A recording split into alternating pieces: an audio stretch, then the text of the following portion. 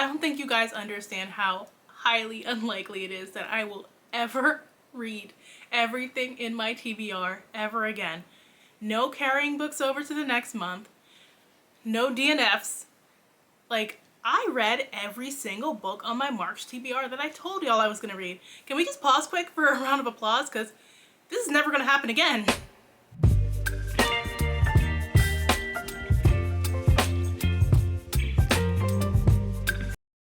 So I wanted to do something a little bit different this month and start with the picture books that I read during the month, because I read picture books often. I get a lot of them for review. I pass them along to my nieces and my godsons, and I don't always talk about them on this channel, especially because like most of the time I don't have like a lot of words to say, so they don't always get featured on my blog or on the channel. But I feature them a lot on Bookstagram because it's like nothing for me to quick sit down and tell you what I liked about a picture book.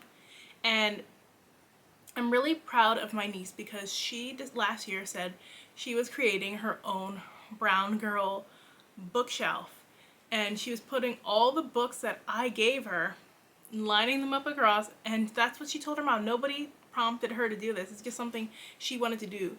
And for me, that is like the real joy of being able to share books with people that you care about, and then being able to see themselves on the pages.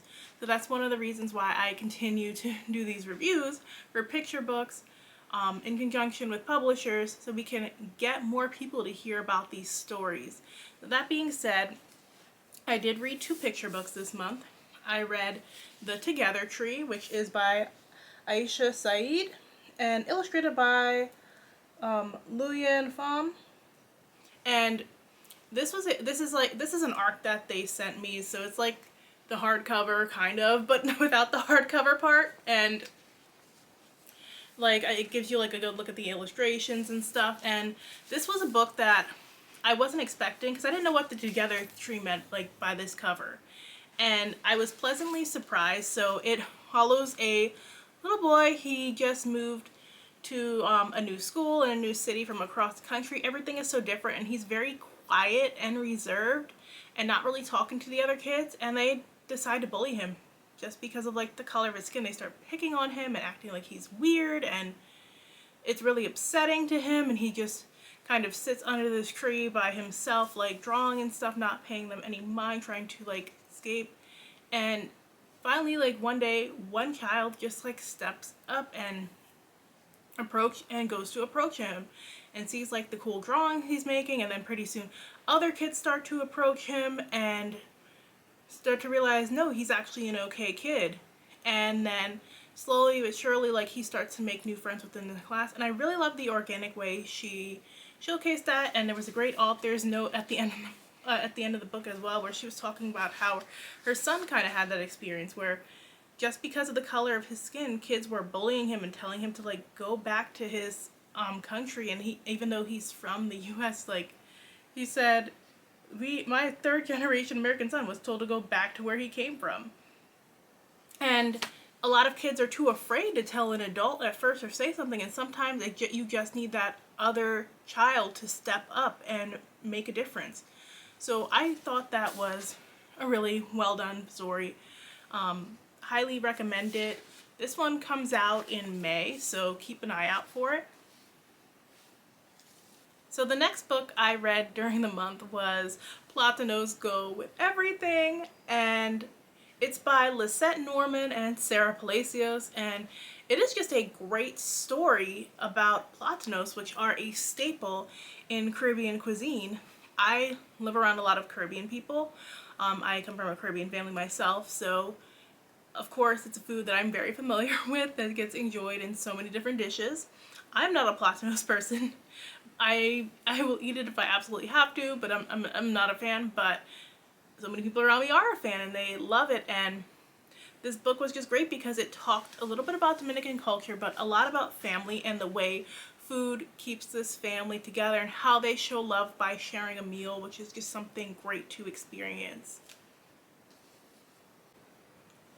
Babajoon's Treasure by Farnaz Esnashari and Nabi H. Ali. So This was a fun picture book that follows this like little Iranian American girl who is spending the day with her grandfather, and she's seeing him like talk in foreign languages, and she is seeing him get like treasure and meet up with all these cool people, and she thinks that means he's a pirate, and he's like, I'm not a pirate, I'm just Iranian. And it kind of explores like the different aspects of their culture from a very like fun POV. There's, you know, there's so many negative stereotypes about people from Iran that we are fed in our media, so it's great to just see something very positive. And this author, she is actually like the writer and producer of Shimmer and Shine, I believe is the name of it. Let me check. Yes, Shimmer and Shine on Nickelodeon. That's a series well after my time as a child. So, but I know it's probably something that my niece watched. I'm passing this book along to her because it's just gonna be like a fun thing that she'll enjoy. Let's talk about the graphic novels that I read during the month. And well, I'm saying graphic novels, comic books. I read 2 comic books, and no, I'm not a comic book girly. I do like to enjoy comic books, but I wouldn't say I'm a steady reader. I've been exploring more comic books because there are really interesting stories that they can tell in that medium that would not translate whether it was like prose writing instead.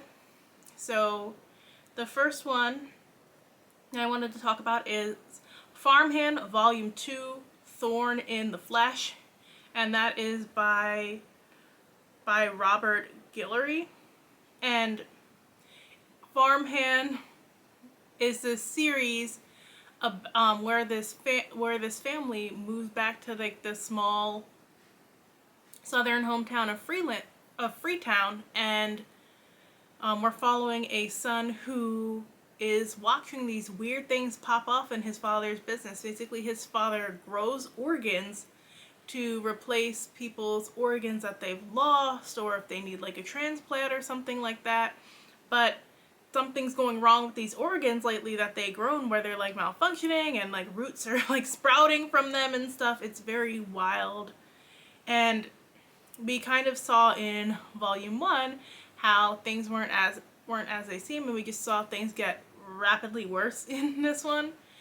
Very quick, easy read. I've been reading it off of Hoopla, so if you have Hoopla, definitely look out for it, especially if you're looking for something new as far as black horror.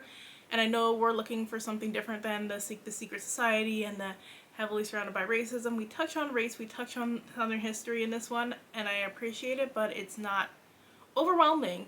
It's just like an everyday life kind of thing, but also there's some freaky stuff going on here that we need to figure out. So Farmhand has been pretty fun reading, and I will be reading Volume 3 for the month of April. And then I read The Tiger's Tongue, and it is by a lot of people. So on the cover it says Stevens, Batten Perry, Glendinning, and Gill. And I followed this, so I decided to pick this up because of Olivia Stevens, and she wrote Artie and the Wolf Moon, which I really enjoyed. I've been following her progress, like creating comics, and so I had originally bought the first 2 issues of this when I was at Amalgam Comics in Philadelphia, and then I liked it, so I decided to get the bind up. And so this is just like the entirety of the, I think it was about 5 issues. We're following these 2 sister princesses who have to battle it out for control of the kingdom. And I thought I had a really good time with this. I thought it was fun. It's very like light, so it's not like a very complex, heavy fantasy. Like, the ending was a little surprising to me. I didn't expect it to go in the direction that it did, and I really did like the artwork. So after that, I ended up reading Olivia's comic that she recently released. It's been her Patreon project, and it's called Darling. So she released Darling Part 1, and being a member of the Patreon, I got a copy, and I really like that one too because it's very dark, and I had read like the kind of like prequel shorter comic she did about that world, and this is her kind of expanding on it more. And so it's a horror comic that's set in the historical West, and we're following one character is Native American, one character is a black woman, and she has the ability to turn into a werewolf. And like just the artwork is in black, mostly black and white with a little bit of red in there. It's very gritty. I am really enjoying that story, and I'm looking forward to Darling Part 2. Let's get into the rest of the books that I read, because it was a lot during this month, for a lot more than I thought I was going to read. So I read Zoe and the Forest of Secrets, which was by Alake Pilgrim. And in Zoe and the Forest of Secrets, we're following this girl who is upset and decides to run away. She's just tired of all the changes recently within her life. So her parents got divorced, her mom got remarried, she had a new baby with her new husband, and she's not feeling this life. She wants her parents to get back together, so she decides to run away from home. And she knows the forest because her dad has like taught her all about the forest, and he works something in the environment. I wasn't really sure like what his job was, but he kind of taught her how to survive. And this book reminded me in some ways of Hatchet, but like especially with like the divorced parents part. But she wasn't just thrown into the forest, like she ran away, and she expected this to be the way that her parents are gonna band together and come find her, and that's not exactly what happens. And she finds herself on the run. There's this, like, the forest used to be used for all these weird experiments, so she's not sure what is out there. She's stumbling upon all this crazy stuff. She meets this boy who people said disappeared like before she even moved to this village, and she's trying to help them find their way back home after she realizes, yeah, this was a terrible idea. And you know, there's just a lot of craziness going on, but I really enjoyed this story. It was a little slower and took a little bit more time for me to get into it first. Once I got into it though, I was definitely hooked, and I look forward to reading the next book. I think this is either a duology or a trilogy.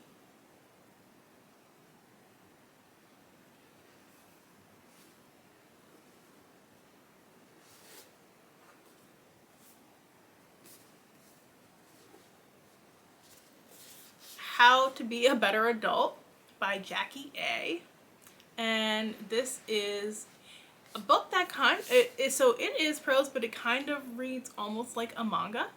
So if that is your thing, it's worth checking out. And there were parts that were very relatable to me, even though the writing style was a little hard for me to get behind at first. So, because there's just so much that's just like so over the top and fantastical, and like this would never happen. But there's stuff that is so real, like that feeling of trying to find your balance with having a new job, and well, not even having a new job. She's been at this job for a while and she feels like she's going nowhere. She doesn't know where she's going in life. It feels like everybody is passing her by. Like everybody she knows is doing so well, and she's like lost, overwhelmed, she's depressed, and it shows like the little ways that depression manifests within your life. And she just has no motivation to do better. She has these strict immigrant parents who are like, you must succeed.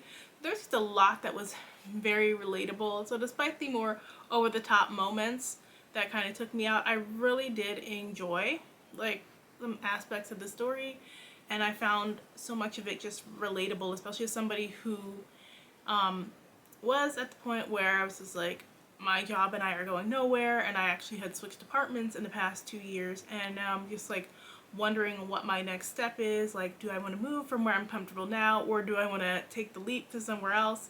And so I like how that was discussed in this story.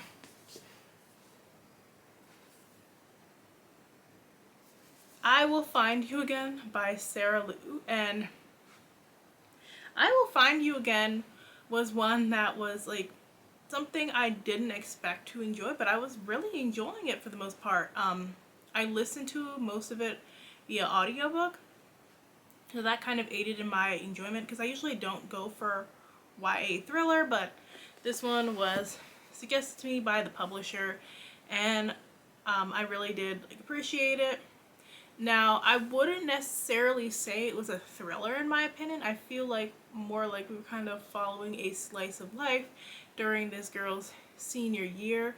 But during our main character's senior year, she finds out that her best friend is dead because of an accident, and she's trying to put together the pieces of how exactly we got to this point, what drove her friend over the edge, because there's so much that she's just blocked from her memory, and so she's a little bit unreliable and things are not what they seem at all.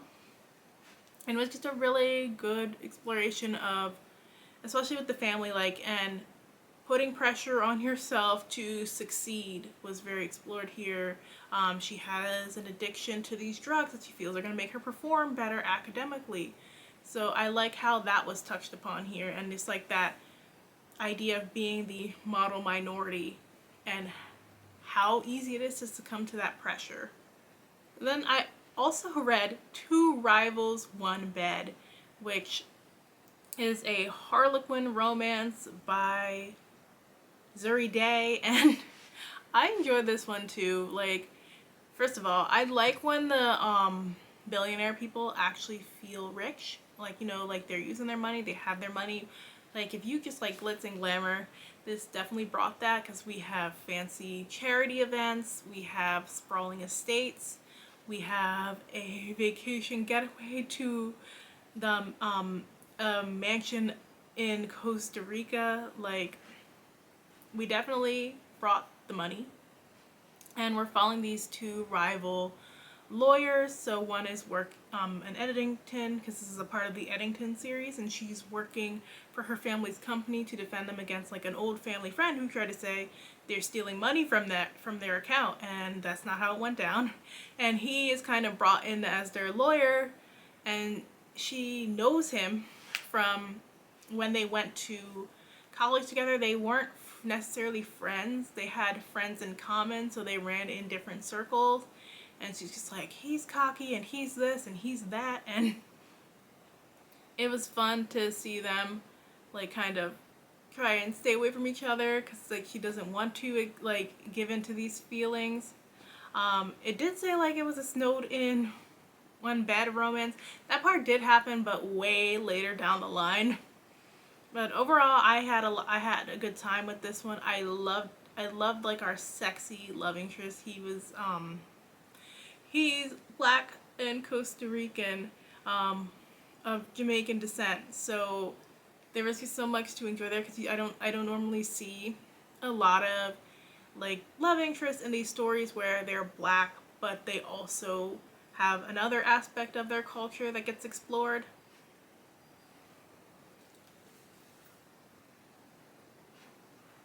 And I read That Same Self Metal by Brittany and Williams, and this was my final read during the month, and I was really anticipating this book because the cover and just the whole idea of the fake uprising sounded really interesting, and it was very interesting. The world I did appreciate. The only problem was, so it's supposed to be set in Shakespearean England. It wasn't really giving me old England. It was giving me England-esque, but it did not feel set in that time period. Most of the language is very, very modern here. Some of the ideals explored are very, very modern ideals. Joan and her brother work for Shakespeare's company as the few black people in it, and she spends a lot of time trying to get the attention of one of the fellow actors. She has a little bit of a romance going on with him. I really didn't care for the romance in this story at all. It just was not appealing to me. She has two love interests, and the chemistry just wasn't hitting for me in that aspect. It was nice to see queer rep, but the way in which it was done, I I could not really feel for the love interest. I just don't feel like they were either were any, like the guy or the girl were anything but pretty. But I liked how Joan's family is Orisha blessed, and how they had to use that magic inside of them to navigate society.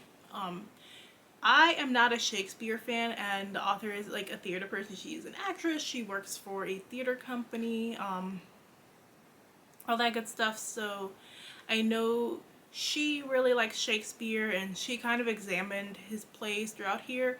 The Fate Uprising in this book is kind of like based off of A Midsummer's Night Dream, which I read, but again, I'm not a Shakespeare person.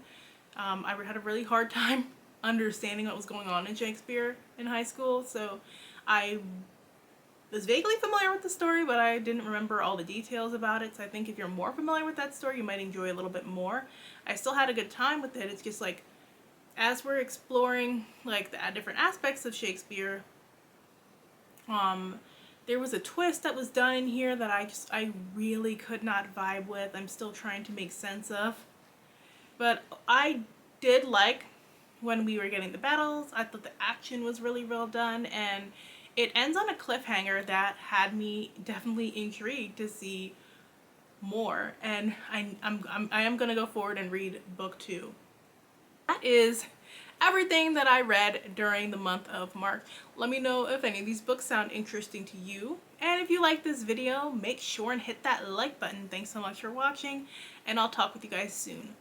Bye!